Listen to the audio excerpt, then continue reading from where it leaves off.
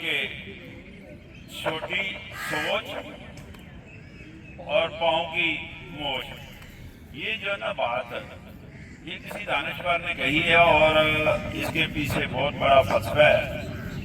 میں تو یہ بھی بتاؤں گا کہ جو پاؤں کی موچ ہے وہ بھی کس طرح اثر انداز ہوتی ہے ہماری سوچ پر۔ اس سے پہلے ہم یہ کام کرتے ہیں کہ سوچ کام کیسے کرتے ہیں۔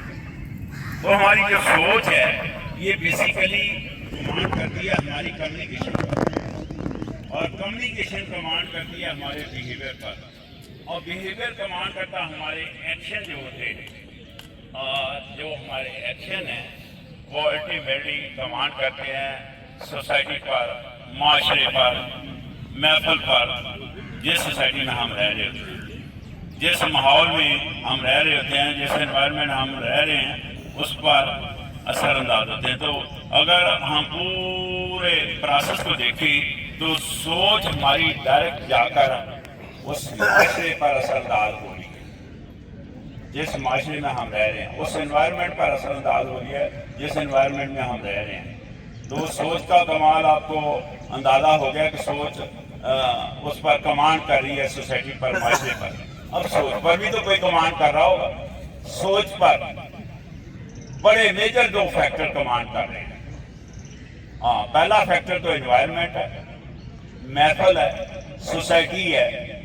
جس محفل میں، جس مجلس میں ہم بیٹھتے ہیں وہ مجلس ہماری سوچ پر اثر انداز ہے۔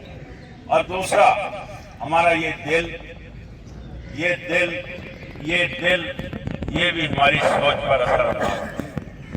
تو ایوان میں دونوں کے بارے میں ایکسپلین کرتا ہوں کہ دیکھیں، آپ جس سوسائٹی میں، جس انوائرمنٹ میں، جس معاشرے میں رہ رہے ہیں وہاں سے ہم انٹیک کرتے ہیں، اچھی یا بری بات ہم انٹیک کرتے ہیں۔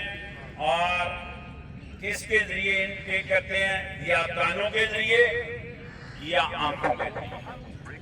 اگر کوئی بھی بات اچھی یا بری کانوں کے ذریعے یا آنکھوں کے ذریعے انٹیک کرتے ہیں وہ ڈائریکٹ ہمارے دماغ کو ہٹ کرتی ہے۔ وہ بات ہمارے دماغ کو کیا کرتی ہے؟ ہٹ کرتی ہے، اور وہاں دماغ میں کیا ہونا شروع ہوتا ہے؟ کیمیکل ریئیکشن ہونا شروع ہوتے ہیں۔ جو کیمیکل ریئیکشن ہوتے ہیں ہمارے دماغ میں، اس کے نتیجے میں ہماری سوچ بنتی ہے۔